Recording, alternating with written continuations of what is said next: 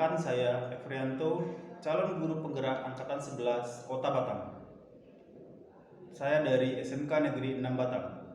Kali ini saya ditemani oleh Pak Antoni, Pak Antoni dari guru produktif jurusan teknik pemesinan. Oke, assalamualaikum Pak Antoni. Waalaikumsalam warahmatullahi wabarakatuh. Gimana kabarnya hari ini? Alhamdulillah, sehat Pak.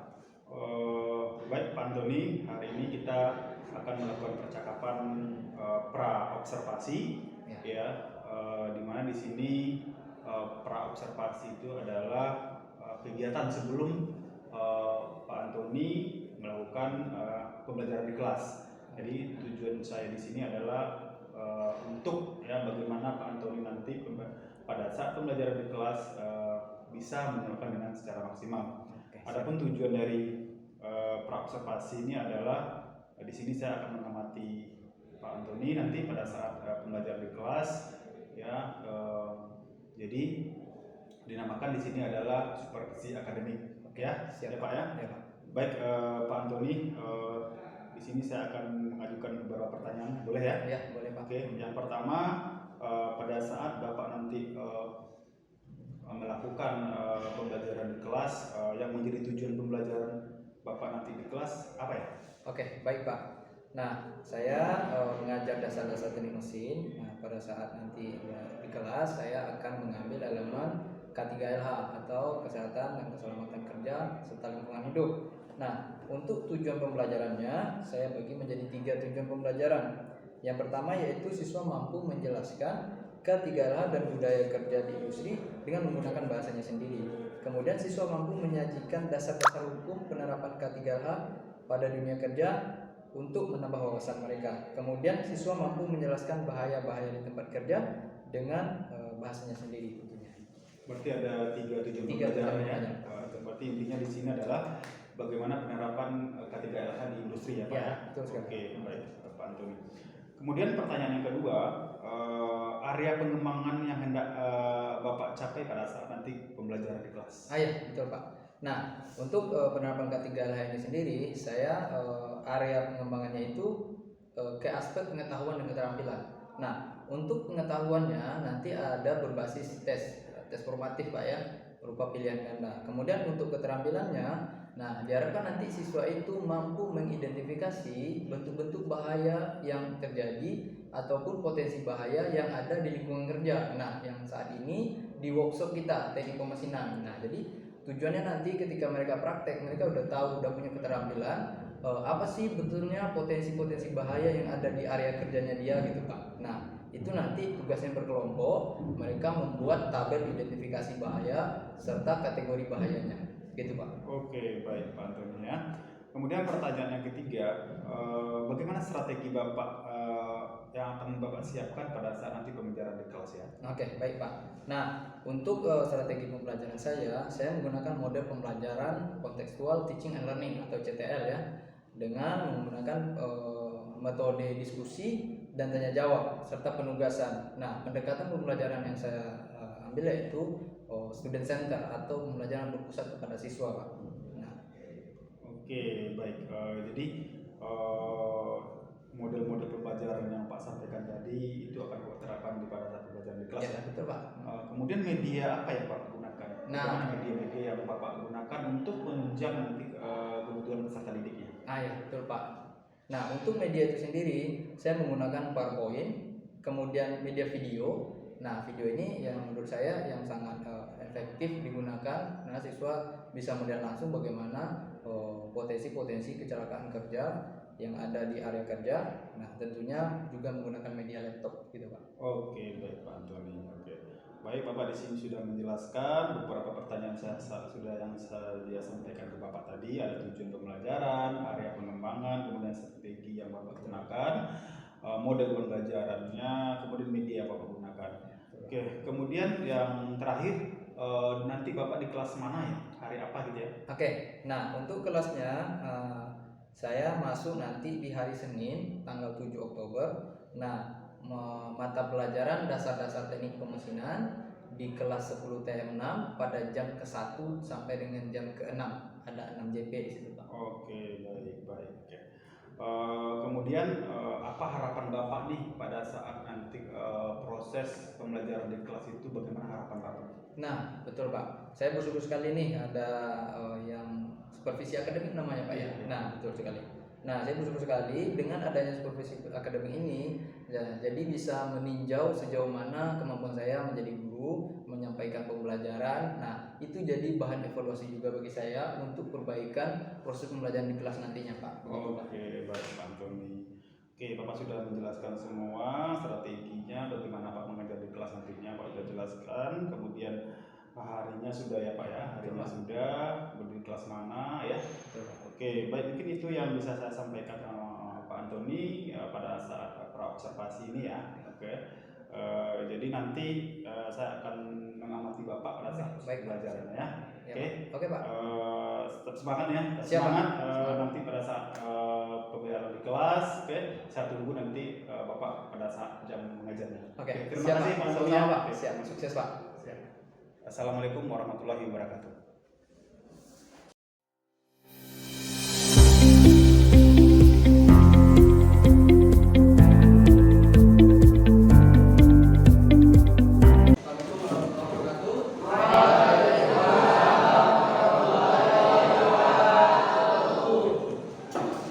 Selamat siang Anda semua. Sehat? Oke. Nggak sakit kan? Ya. Oke. Sebelum kita memulai pelajaran siang ini, ya, seperti biasa kita berdoa dulu ya. Mana ketua kelasnya? Sakit ya? Wakilnya? Oke. Wakil ketua pimpin doa dulu ya.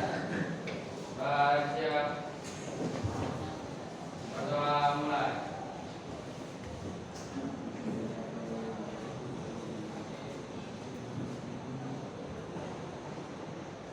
Berdoa selesai.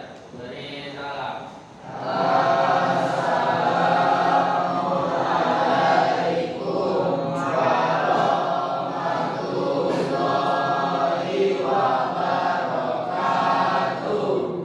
Oke. Waalaikumsalam warahmatullahi wabarakatuh.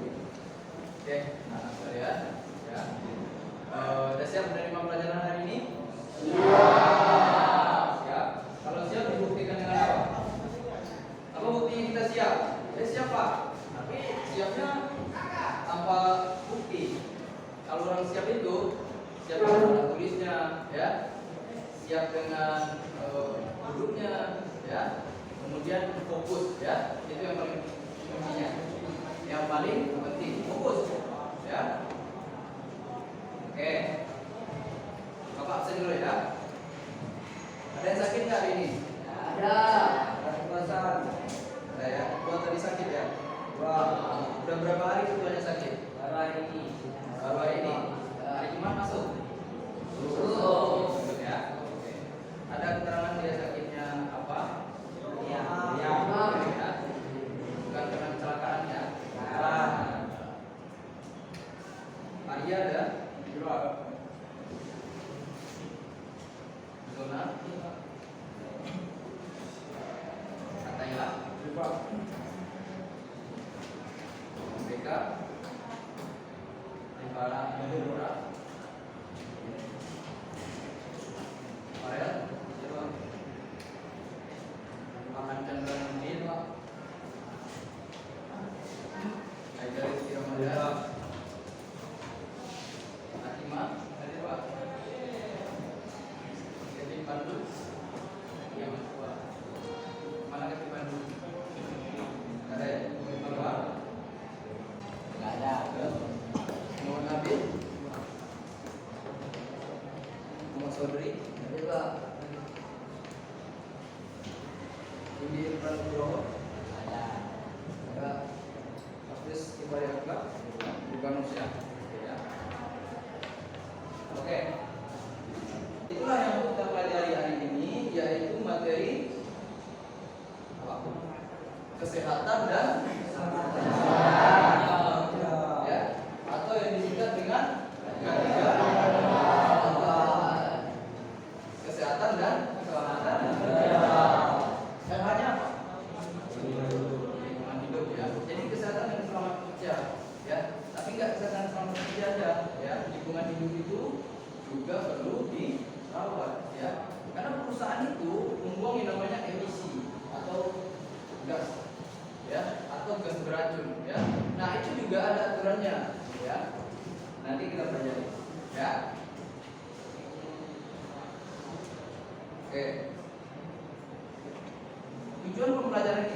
ya itu ada 4 ya. Untuk elemen K3 ini itu ada 4 tujuan pembelajaran yang harus kita capai ya. Yang pertama itu untuk menerapkan K3LH itu sendiri ya. Kemudian untuk kalian bisa mengenali keadaan dan prosedur darurat di tempat kerja. Tahu apa yang maksudnya itu? Keadaan dan prosedur darurat di tempat kerja. Hah? Nah, itu contohnya ya, kalau misal terjadi kebakaran ya, atau misal terjadi korsleting, apa sih prosedurnya? Apa sih keadaan itu sehingga dibilang dia darurat gitu ya? Nah, itu ada nanti materinya ya. Kemudian tujuan pembelajaran yang ketiga yaitu untuk menerapkan budaya kerja atau industri ya. Jadi di industri itu sendiri ada budaya gimana ya? Sama seperti kita, orang Minang ada budayanya, orang Sunda ada budayanya ya. Bermacam budaya, tapi di industri sendiri itu juga ada budaya khususnya ya. Yang keempat yaitu mengenali pengolahan limbah industri. Nah, itu yang pengolahan hidup tadi ya. Jadi ada 4 ini minimal yang harus kita capai untuk materi K3 ini. Oke, kita bahas hari ini yang K3LH untuk menerapkannya dulu ya.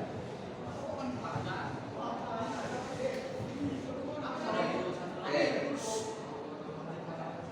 Pengertiannya ya. Ini menurut peraturan pemerintah nomor 50 tahun 2012. Apa katanya? K3LH itu apa?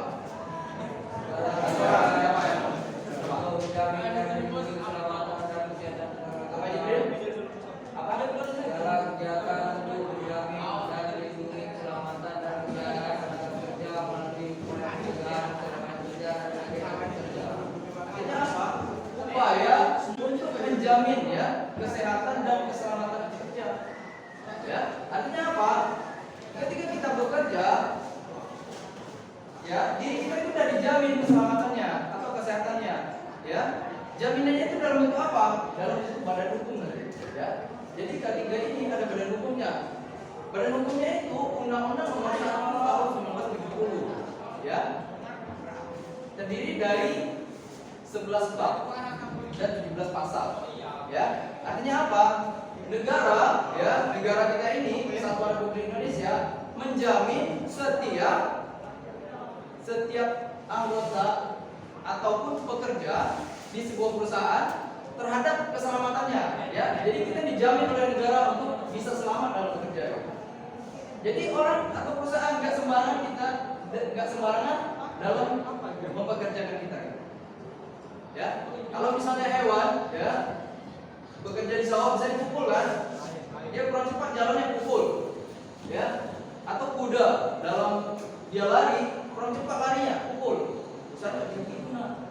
Ya, kita ini beda, ya. Kita ada aturannya, kita ada hukumnya, kita ada undang-undangnya, ya. Sehingga undang-undang itu melindungi diri kita, ya, sebagai orang yang bekerja, ya. Tidak semena-mena, termasuk nanti jam lemburnya. Ya, jadi kita walaupun kita tua lembur misalnya 12 jam, tapi kalau itu nggak ada di dalam aturan, ya, itu nggak boleh, ya. Jadi ada batasan jam lemburnya itu berapa, ya, kapasitas kalian bekerja itu berapa jam, nah, itu ada, ya.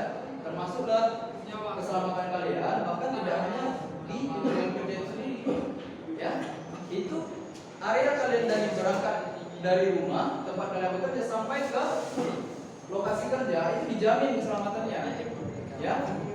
Andai kata kita terjadi kecelakaan, tanggung jawab dari usaha, ya, dari industri.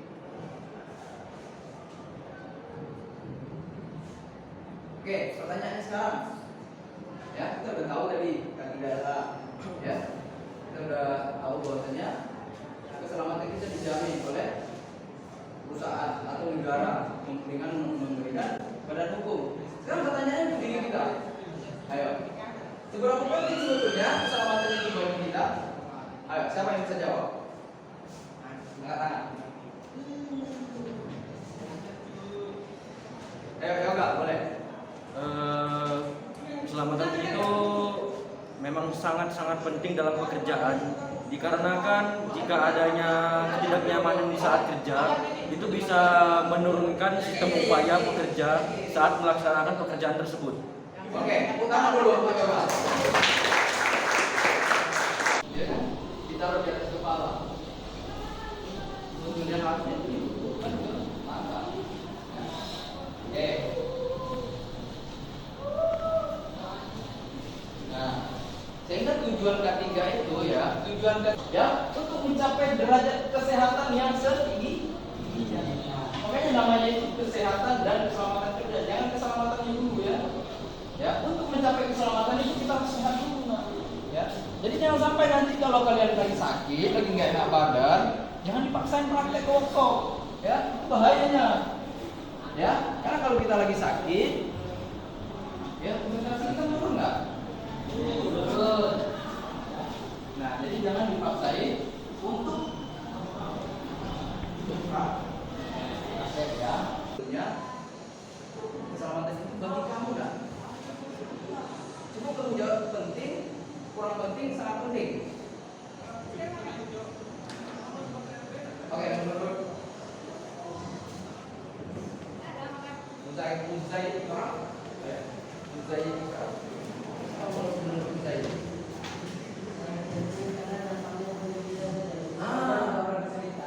Oke, tepuk tangan dulu untuk Muzaid.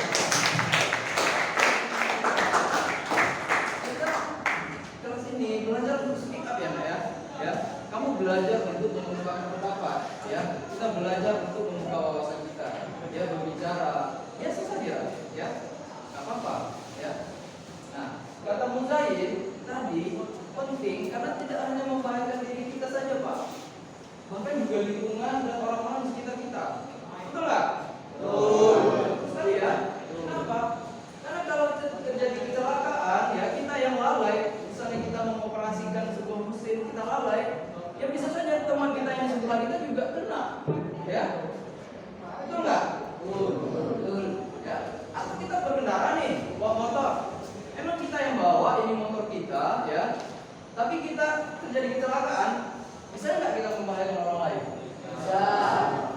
Bahkan kawan kita yang kita gonceng misalnya, ya kan?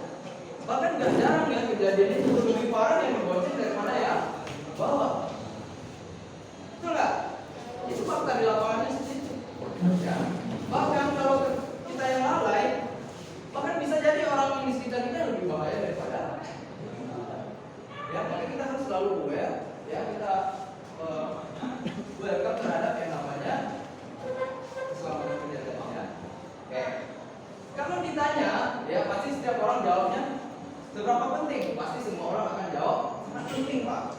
Ya, kemanapun kamu tanya itu pasti jawabnya sangat penting. Tapi kalau kita coba lihat datanya, ya. Oke, ini menurut laporan Badan Penyelenggara Jaminan Sosial atau BPJS Ketenagakerjaan, ya. Jumlah kecelakaan kerja yang terjadi pada tahun 2020 177.000 kasus. Ya, kan banyak. Kemudian di tahun 2021 itu meningkat menjadi 234.270 kasus. Bayangkan, ya. Kalau kita tanya setiap orang pasti jawab yang penting. Tapi pentingnya itu apakah dia aware atau enggak terhadap keselamatan tadi. Ya. Oke, coba kita lihat video berikut ini ya. Ini untuk menjawab beberapa penting sebetulnya keselamatan ini.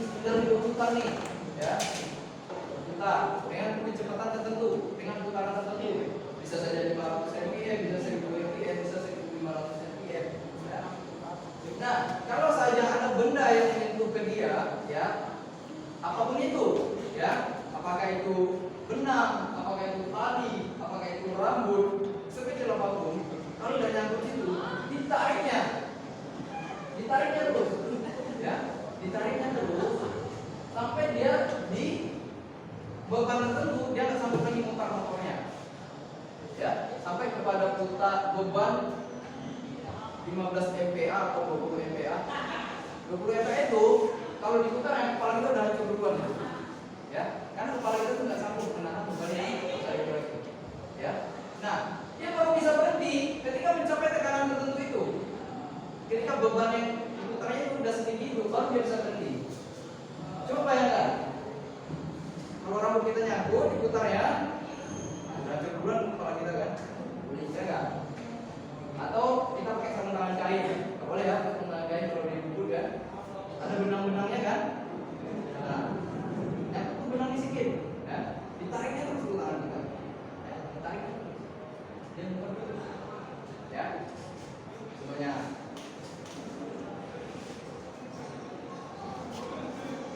Ada lagi yang lain.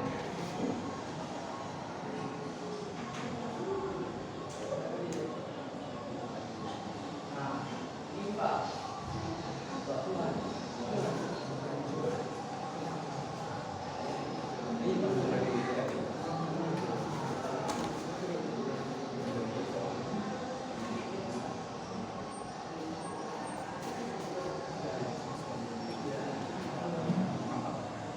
Ya, main HP. Main HP nah. Ini yang paling sering nih. Nah.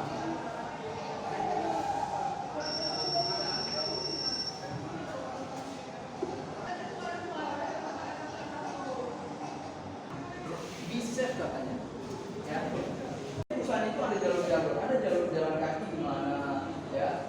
Jalur bersepeda di mana. Ini boleh nggak? Ini boleh nggak dilalui? Ini nggak boleh nggak dilalui? Ya, itu ada aturannya, ya. Yang seperti yang pipa tadi, ya, itu ada kejadiannya di sini, ya, beda dekat sini. Ada anak kita juga ada yang kecelakaan kerja maupun magang, ya, matanya tadi masuk biji, ya, tangannya yang luka, hampir putus jarinya, ada. Ya. Makanya jangan sepelekan hal-hal kecil, ya. Intinya keselamatan kerja itu kalau kita mau selamat, jangan abaikan hal-hal yang kecil. Kalau kita masuk sebuah workshop, ruangan, kita perhatikan rambunya. Ya. Nanti ada rambu perintah, ada rambu petunjuk, ada rambu evakuasi, ada jalur. Nah, kamu harus perhatikan, oh masuk area ini, harus menggunakan helm, harus menggunakan kacamata, harus menggunakan earphone, maka kamu patuhi. Ya, itu contohnya.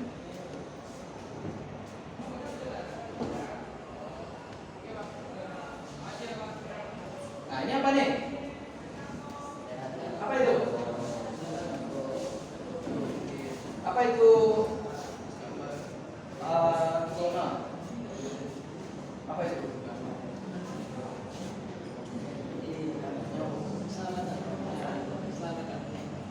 Itu logo apa?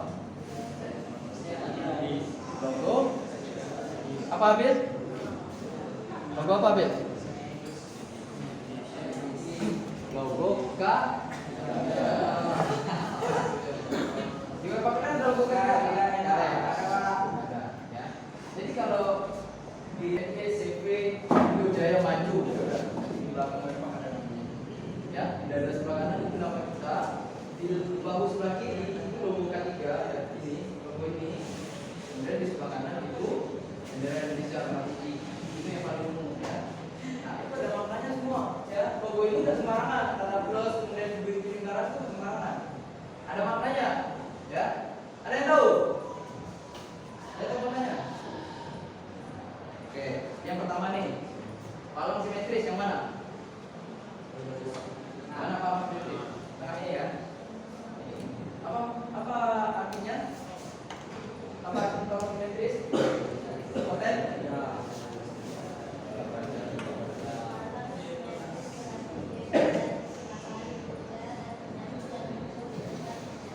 Artinya apa? Bebas dari kecelakaan kerja dan penyakit yang menyebabkannya. Kemudian roda gigi. Berapa jumlah roda giginya? Coba hitung berapa? 11. Ada yang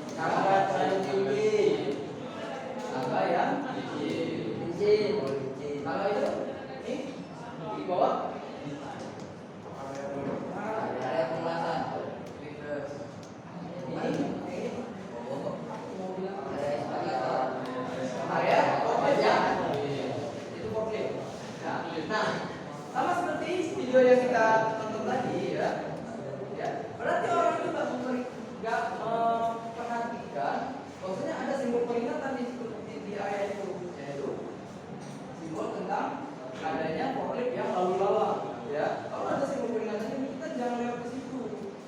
Ya, karena forklift itu tak akan nampak kalau di bagian belakang ya ada orang nggak nampak dia. Ya, jelas itu. Itu simbol apa namanya? Simbol peringatan. Tapi kalau diperingati orang tua kalian tidak nggak? Ya. Hah? Ya. Kalau itu aja nggak kalian tindak, nggak ada lagi ini. Ya, itu cikal bakal karakter seseorang lah. Ya, nah jangan ke situ kata orang tua. Bahaya. Apa-apa kok mah, bentar aja. Pergilah kamu ke sana kan? Jatuh. Itu kan peringatan, tapi peringatan itu secara lisan dari orang tua. Nah, peringatan itu yang tidak diindahkan itulah cikal bakal orang melanggar aturan-aturan di mana dia berada. Pasti itu. Ya. Karena akan kesulitan nanti menyesuaikan industri. Ya, kalau hal kecil tadi ya. Ada nggak yang diperingati orang tuanya? Kalau ke sekolah nggak pakai helm. Nah, mana helmnya? Dekat aja kok mah ke warung. Ada nggak? Ada. Kayak gitu nggak? Itu ada. Ada. Ya, itu lebih baik. Ya, kan orang tua itu care dengan kita. Ya nggak? Bahkan dua orang tua itu paling mustajab loh. Dia udah punya feeling yang paling kuat tuh dari dalam hatinya. Ada itu feelingnya. Ya. Bahkan kalau kamu terlambat pulang itu udah mas ya kan? Masa orang tua orang kali terlambat pulang? Bapak saya kok ditelepon sama orang tua, Assalamualaikum Pak, anak ini belum pulang ya Pak? Apa masih di sekolah? Itu menunjukkan apa? Waktu itu khawatir nak. Ya, apalagi kita berada di area jalannya mobil-mobil industri kan, mobil-mobil damper. Jadi apapun yang diperingati oleh seseorang ya, orang tua kita, teman kita, selagi itu baik kita kan, ya, karena itu yang membentuk karakter. Ya enggak? Kesimpulannya ya, apa yang bisa kita simpulkan dari materi kita 3 ini? Coba, yoga mana yoga? Dulu yoga. Kamu coba tarik kesimpulan dulu. Nah, apa dulu yoga? Kesimpulannya dari materi K3LH yang pendalaman ketiga. Kesimpulan dari ini, keselamatan itu hal yang utama, adalah sesuatu yang penting, dan kita juga harus fokus untuk diperhatikan ya, mungkin bisa terjadi kecelakaan. Misalkan mungkin kita ada kawasan berapi, ada lampu area di kawasan berapi, kita ngerokok di situ, ternyata kebakar gitu kan. Ya itu hal yang sangat penting, kita juga harus fokus, dan kesehatan juga penting, dan keselamatan kita harus dijaga. Oke, tepuk tangan untuk yoga.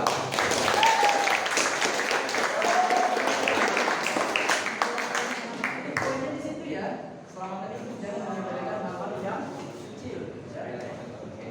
Patuhi aturan kata yoga. Ya memang harus begitu ya. Oke. Nah, sekarang nanti tanyakan diri kita ya, bagaimana sih kita patuh terhadap aturan ya? Sejauh mana kita mematuhi aturan yang ada? Ya, aturan itu di mana aja ya? Bahkan di PPT itu sudah ada aturannya. Ya, membaca doa dan segala macamnya.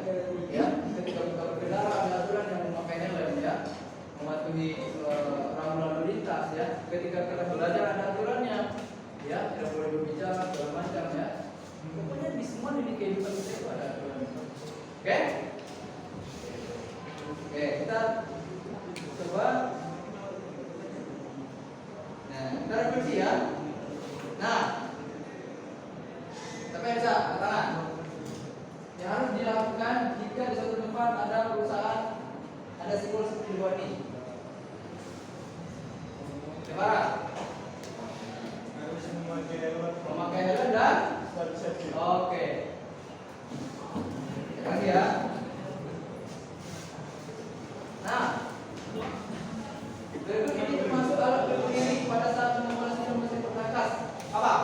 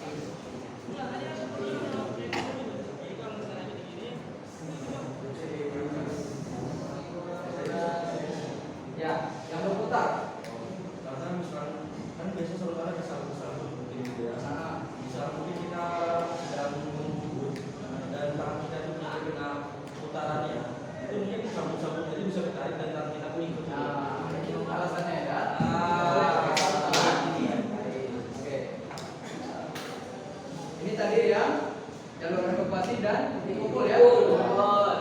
Oke, kita semua.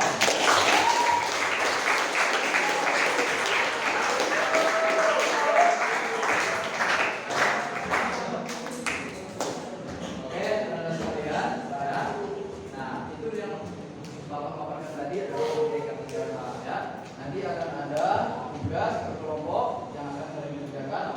Nanti Bapak tentukan tugasnya siapa ya. Oke. Oke, masih semangat kan? SMK? Bisa. SMK? Iya. SMK? Bisa.